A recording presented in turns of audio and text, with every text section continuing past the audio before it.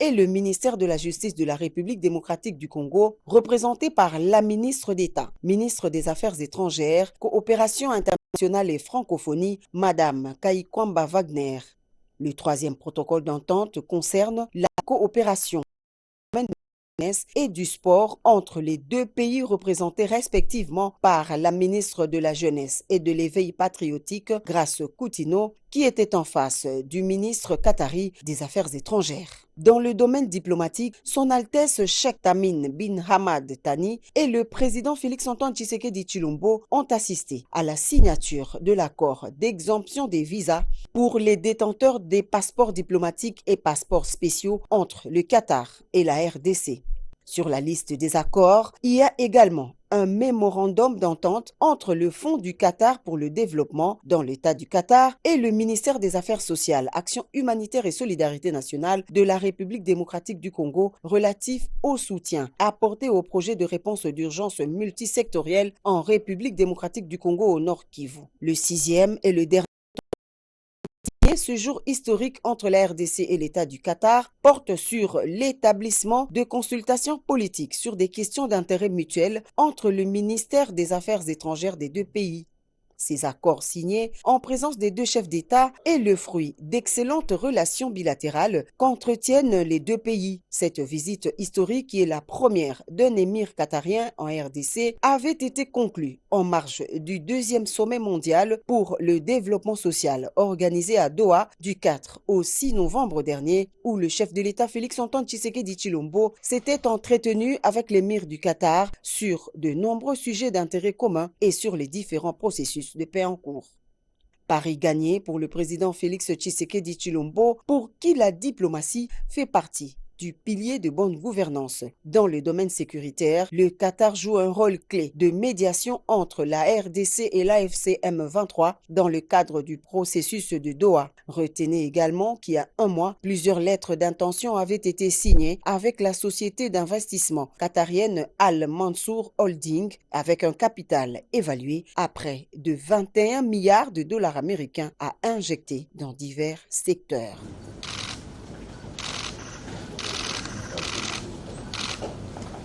Après cette rencontre bilatérale, les deux chefs d'État se sont rendus au Musée national de la République démocratique du Congo, une visite qui illustre parfaitement comment la diplomatie culturelle peut servir de levier au renforcement des liens entre les nations. Suivez. Au-delà de la rencontre bilatérale à la Cité de l'Union africaine, la visite de l'émir du Qatar a été marquée par la visite du Musée national de la RDC. Son Altesse Cheikh Tamim bin Hamad Thani a été particulièrement intéressé par l'histoire politique du pays de Lumumba.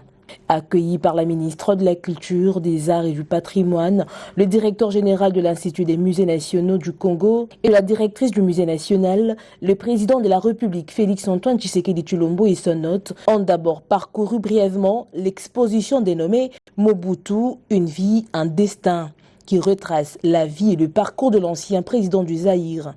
Le président de la République et l'émir du Qatar ont exploré à ce sujet des photographies, des coupures de presse, des œuvres d'art et d'autres objets laissés en héritage par le maréchal Mobutu Sese Seko.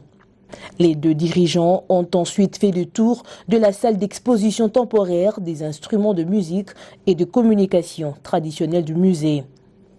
Une riche collection d'objets historiques tels que le sifflet, la trompette, la harpe, les xylophones et le tambour à fente, ainsi que le lamellophone provenant des diverses provinces du pays. Au terme de cette courte visite, l'émir du Qatar a signé le livre d'or du Musée national de la RDC. Il est la 4e personnalité à apposer sa signature sur ce document après le président de la République Félix Tshisekedi en 2019, le roi des Belges en 2022 et la première dame de la Serbie en 2024. Et pour rappel, le président de la République, Félix-Antoine Tshisekedi Tshilombo, a fait les déplacements hier de l'aéroport international d'Ndjili pour accueillir son invité des marques, Cheikh Tamim bin Hamad, émir du Qatar. Les deux chefs d'État entretiennent de bonnes relations bilatérales. Suivez.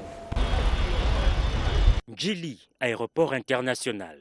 Ce vendredi 21 novembre 2025 au matin, le pavillon présidentiel revêt une nouvelle robe. À quelques heures de l'arrivée de l'invité de marque, tout est mis en branle. La presse nationale et étrangère donne déjà de la voix.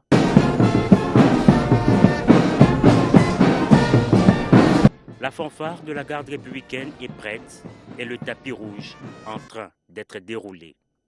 L'événement, c'est la visite d'État à Kinshasa de l'émir du Qatar. Pour sublimer cette visite, le président de la République, Félix-Antoine Tshisekedi Tshilombo, a fait le déplacement de l'aéroport pour accueillir son visiteur, le souverain qatari. Comité d'accueil rangé, 10h50, l'avion présidentiel qatari se pose sur le tarmac, le chef de l'État s'avance. À sa descente d'avion, son Altesse Cheikh Tamim bin Hamad Al Thani est accueilli par le président de la République démocratique du Congo, Félix Tshisekedi. Poignée de main, accolade, l'émir de l'État du Qatar reçoit par la suite son bouquet de fleurs avant les honneurs militaires. Exécution des hymnes nationaux, passage de troupes en revue, les deux chefs d'État font par la suite la présentation des délégations respectives. Kinshasa et Doha entretiennent d'excellents liens diplomatiques, politiques et économiques. Et la visite officielle de ce jour devra permettre le renforcement de ces relations bilatérales et l'ouverture à de nouveaux partenariats. Ce sera également l'occasion pour les deux États d'évaluer le processus de paix en cours à Doha pour ramener la paix dans l'est de la RDC et dont la médiation est assurée par l'État du Qatar. Il faut rappeler que les deux personnalités s'étaient rencontrées le 4 novembre dernier à Doha au Qatar en marge du sommet mondial pour le développement social.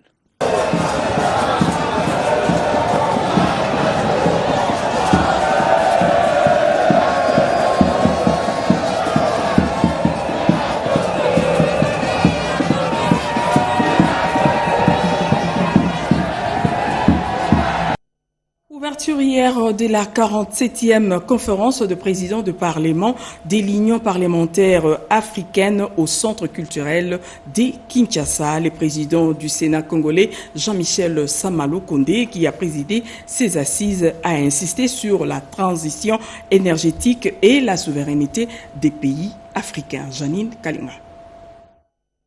L'ouverture solennelle de la 47e conférence des présidents des parlements de l'Union parlementaire africaine a été présidée par le président du Sénat de la République démocratique du Congo, Jean-Michel Sama-Lukonde, en présence du président de l'Assemblée nationale de la RDC, Emebo Sangara, du vice-président de l'Union parlementaire africaine, des secrétaires généraux de l'UPA, de la présidente du comité des femmes de l'Union parlementaire africaine et des députés et sénateurs des parlements de l'Union parlementaire africaine. Cette session des présidents des parlements de l'Union parlementaire africaine tourne autour de la transition énergétique, de la bonne gouvernance numérique au service des droits de la femme, de la consolidation de la souveraineté des pays africains et de la paix.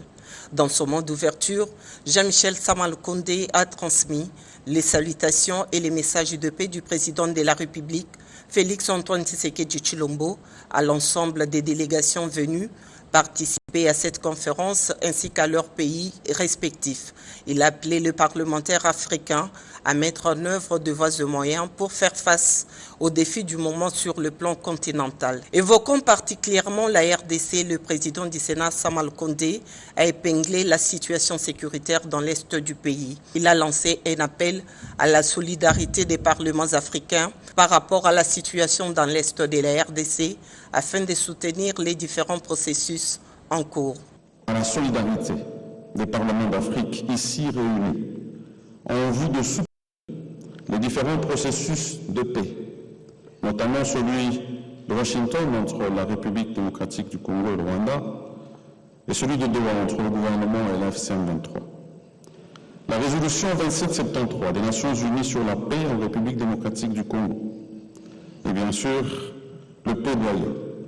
Avant le mot d'ouverture de ces assises, le secrétaire général de l'UPA a fait remarquer que les dialogues, la coopération, la solidarité entre parlements sont essentiels pour relever les différents défis auxquels les pays africains font face. Pour sa part, le vice-président de l'Union parlementaire africaine a souligné le rôle important que l'Afrique doit jouer dans la transition énergétique qui constitue l'un des thèmes au centre des échanges de ces travaux. Les députés nationaux ont examiné hier 2 propositions de loi, l'une portant la réforme du barreau et l'autre visant l'instauration d'un service militaire obligatoire pour les jeunes. La plénière a donné lieu à des échanges nourris marqués par de nombreuses préoccupations sur la faisabilité, la sécurité nationale et la justice sociale. Le détail avec Annie Mbalaka. La séance est ouverte. Nous avons 2 propositions de loi qui vont faire l'objet du débat général.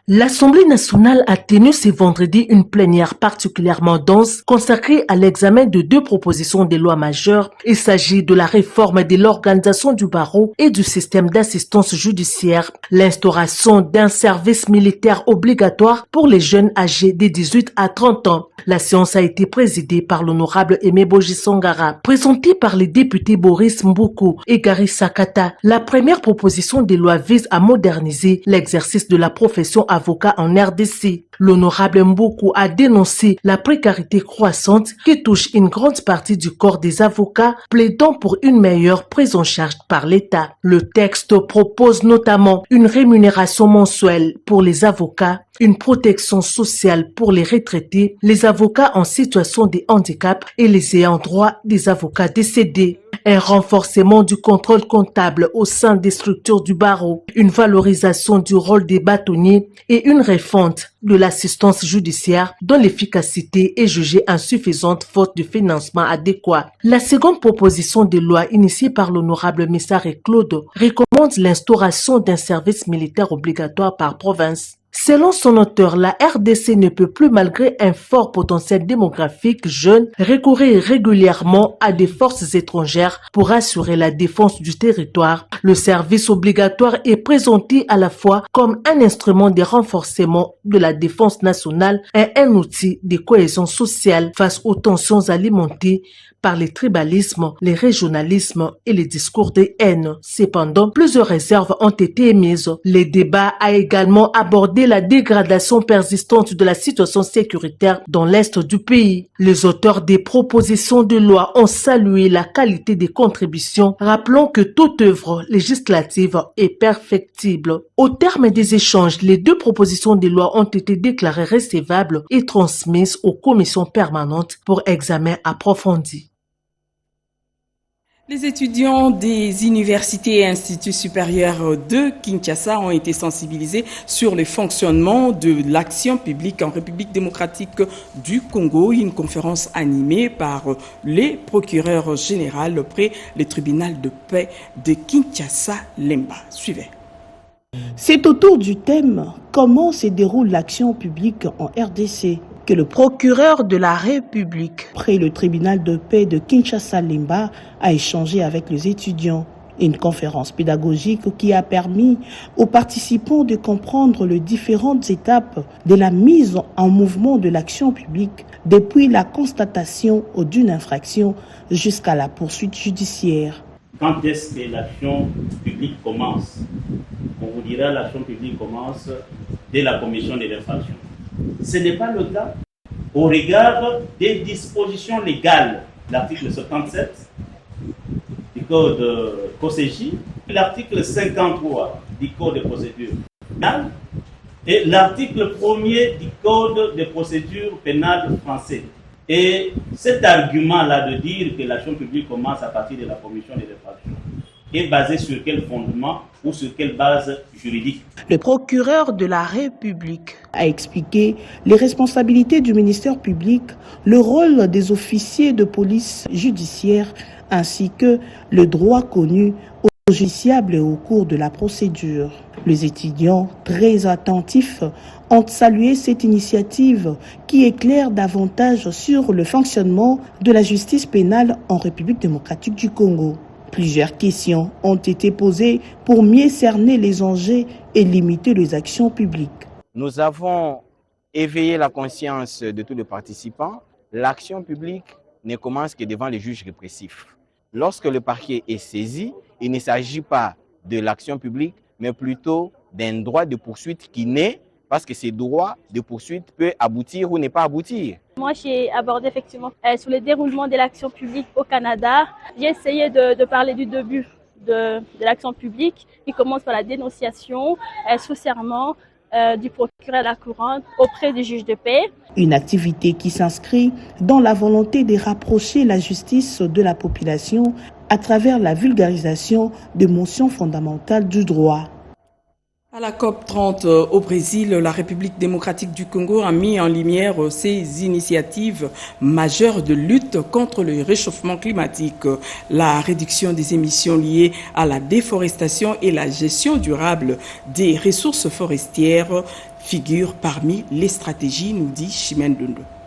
À la conférence de partis sur le climat COP30 tenue à Belém au Brésil, la République démocratique du Congo a mis en avant ses initiatives de lutte contre le réchauffement climatique. Pays signateur de l'accord cadre des Nations Unies sur les changements climatiques, la RDC déploie des efforts notables pour réduire ses émissions de gaz à effet de serre, principalement liées à la déforestation et à la dégradation de forêts. Le projet Maindombe Red Plus en constitue une illustration exemplaire. Là, on vient de faire une présentation pour montrer le projet Maindombe Red Plus. Nous avons présenté nos résultats pour que ces résultats-là puissent parler d'eux-mêmes. Nous avons fait une réduction de déforestation nette allant jusqu'à 4200 hectares par an sur l'ensemble de la concession, dans des zones de savane qui ont été reboisées, vous les avez vues. Et pour les 4 années qui ont suivi, il y avait des précipitations abondantes et qui ont aidé à ce que la végétation ligneuse puisse prendre place. Nous sommes en pleine négociation ici avec le gouvernement. Vous avez vu mon collègue de Senred qui est allé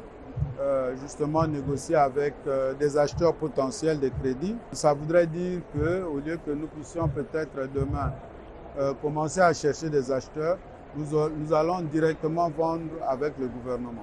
À travers la Société de restauration des écosystèmes ERA Congo, les communautés locales et le peuple autochtone de Maindombe bénéficient déjà de retombées économiques issues de leurs actions de conservation forestière. Environnement toujours, Malumbela nous parle de la clôture de la 2e édition de l'atelier juridique sur la foresterie communautaire en République démocratique du Congo, organisé par le Centre d'appui à la gestion durable des forêts tropicales. Les acteurs de la société civile s'attellent à des réformes législatives et réglementaires plus larges de la gouvernance des terres et des forêts, d'où la tenue à Kinshasa de cette 2e édition de l'atelier juridique sur la foresterie communautaire de la République démocratique du Congo. Bien qu'il y a une dynamique croissante dans ces secteurs, pour les participants qui ont scruté le cadre légal qui régit la gestion communautaire des forêts, il est impérieux d'intégrer dans ces codes juridiques d'autres processus tels que les zonages, la réforme foncière, les dispositifs RED et autres. Toutes ces réflexions vont pouvoir aboutir à la révision de certaines mesures d'application, pouvoir garantir dans la plus forte mesure les droits des communautés locales et peuples autochtones, mais également et surtout créer cette synergie-là avec les différentes réformes sectorielles. Des processus qui doivent être intégrés dans ces cadres juridiques pour sécuriser les communautés locales et leur permettre de bénéficier du revenu issu de la foresterie communautaire. Sur le terrain, les communautés qui sont engagées dans la foresterie communautaire, c'est des cas de figure multiples. Il faut arriver à combiner foresterie communautaire, aménagement du territoire, voilà. Les recommandations sorties de ces travaux organisés par le Centre d'appui à la gestion durable des forêts tropicales seront soumises aux décideurs afin de permettre aux communautés locales et peuples autochtones de jouir pleinement de leurs droits. Les barreaux de l'Ituri disposent désormais d'un bâtiment administratif dédié à la prise en charge gratuite de victimes les plus démunis. Une initiative portée par les avocats et leurs partenaires, animée par un esprit de solidarité. Suivez. Pour la première fois dans l'histoire du barreau de l'Ituri, un bâtiment dédié aux avocats avec un bureau de consultation gratuite vient d'être inauguré, fruit d'un deal labeur avec le concours des cotisations des avocats et des partenaires extérieurs comme le gouvernorat de l'Ituri, la MONUSCO, la FEC, la communauté IRA et des partenaires de bonne volonté comme les opérateurs économiques Robert Uchaya et Saïdi Chichombo. Le travaux de finition estimés à 47 000 $ américains ont été réalisés par l'ONG PADI. Selon Maître Keta Ourinho, bâtonnier de l'Ituri, ces projets représentent une avancée majeure dans l'accès à la justice pour les populations les plus vulnérables. C'est constitutionnel, c'est-à-dire toute personne, même le pire des criminels, il a droit à une défense. Et donc le bureau de consultation gratuite a pour objectif de venir en aide à cette catégorie de personnes qu'on appelle les personnes vulnérables. S'exprimant au nom du gouverneur de province, le directeur de cabinet Uringi Padolo Ernest a exhorté le bénéficiaire à faire bon usage de cette infrastructure. Signalons que depuis son accession à la tête du barreau de l'Ituri, Maître Keta Ourinho multiplie les initiatives innovantes visant à revaloriser cette profession noble et à renforcer la proximité entre les avocats et le justiciable. Les populations du groupement des Bakombe et celles de Nizi en territoire de Djougou appellent à la vigilance contre tous les ennemis de la République, appel lancé par l'administrateur du territoire. Suivez. Poursuivant sa campagne de sensibilisation à la paix et à la cohabitation pacifique entre toutes les communautés du territoire de Djougou, le chef de secteur de Walendu Djati, Kiza Goudza, s'est rendu mardi dernier aux côtés de l'administrateur du territoire de Djougou à la rencontre des populations Lendu du groupement Bakombe, localité de Dzina, et des communautés Hema de Nizi, dans le groupement Taratibu, en chefferie de Mambissa. Au nom du secteur de Walendu Djati, nous vous remercions de votre accueil qui nous a permis d'arriver ici sans incident. La paix est un processus. Nous pensons que nous y arriverons jusqu'au bout.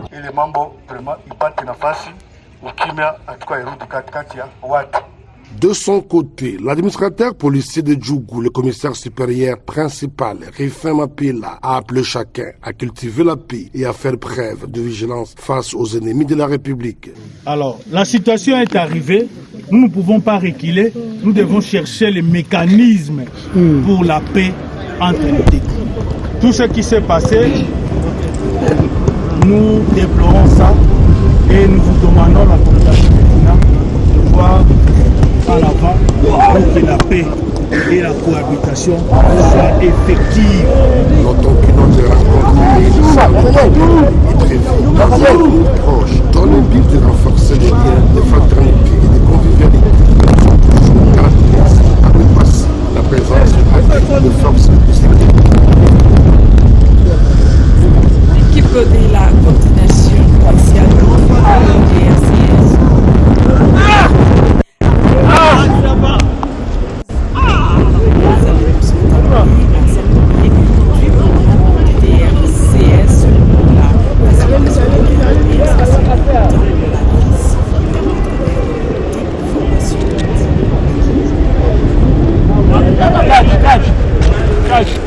L'équipe de la coordination provinciale de la sous le leadership de son coordonnateur provincial et avec la participation du ministère provincial de l'Intérieur et de la sécurité publique a organisé un échange et de prise de contact avec les responsables de différents groupes armés locaux, Ouazalendo, au sein de son bureau. Lors de cette rencontre inaugurale avec le responsable du groupe armés, M. Akilimali Zagabé, Odifax, coordonnateur OPES, a rappelé les objectifs de la réunion. Il s'agissait notamment de partager les informations relatives à la nouvelle adresse du bureau de la coordination provinciale désormais délocalisée à Ouvira, ainsi que d'établir un premier contact avec les responsables du groupe Ouazalendo. Il a également rappelé que le programme DDRCS, dans sa configuration actuelle, résulte de la fusion de deux anciens programmes du gouvernement, l'UDPN, DDR et de la STAREC, et que ce nouveau programme a un caractère purement communautaire en vue de répondre aux besoins réels de ses bénéficiaires qui sont globalement les membres de communautés locales. Dans son intervention, le ministre provincial de l'Intérieur a salué l'initiative de la coordination provinciale du PDDRCS Sud Kivu d'organiser cette rencontre. Il a également exhorté les responsables du groupe Ouazalendo à s'approprier des programmes DDRCS dont l'objectif est de faciliter la réinsertion des ex-combattants dans la vie civile à travers des formations qualifiantes en vue de relancer l'économie locale et de contribuer au relèvement des communautés. Plus qu'une préoccupation, l'Agence belge de développement ANEBEL, qui intervient en République démocratique du Congo, a rencontré les gouverneurs de la province. Ensemble, ils ont échangé sur l'appui de la Belgique Loire vers en République démocratique du Congo. Suivez. Le gouverneur du Nord Kivu a reçu ce 21 novembre 2025 une délégation mixte de l'Agence belge de coopération internationale ENABEL et l'ambassade de la Belgique en ville de Béni. Objectif, mieux définir l'appui de la Belgique au couloir vert Kivu-Kinshasa, un méga projet lancé en janvier dernier visant à protéger l'environnement et à promouvoir le développement durable, notamment par la protection de 100 000 km² de forêts primaires, la protection de l'économie verte entre l'Est et l'Ouest de la RDC et par conséquent la création des emplois durables et des activités économiques locales. Vous le savez peut-être, le ministre belge des Affaires étrangères, M. Prévost, était en capitale congolaise le 4 avril dernier et avait officiellement déclaré le soutien du roi Philippe de Belgique à ce projet du président Félix-Antoine Tshisekedi, président de la République démocratique du Congo. Sachez que ENABEL vient d'ouvrir ses bureaux en ville de Béni, siège provisoire des institutions provinciales, un événement qui marque la présence soutenue de la Belgique au Nord Kivu et son engagement en faveur du développement durable dans cette partie de la République démocratique du Congo. Pour rappel, la délégation mixte accueillie ce jour par le général-major Somukakule Evariste, gouverneur de la province du Nord Kivu, province sous état de siège, vient de la province de la Chopo et se rend incessamment en capitale congolaise, la ville-province de Kinshasa. Mesdames et messieurs, c'est la fin de ce journal de Pati Tondouangou réalisé par Chimène Dondo et Papi Nguinamaour et Rebecca Kikoumale et Chiko Bipendou ont assuré la partie technique. Quant à moi, je vous dis au revoir et excellente suite de programmes sur la radio-télévision nationale congolaise. Merci.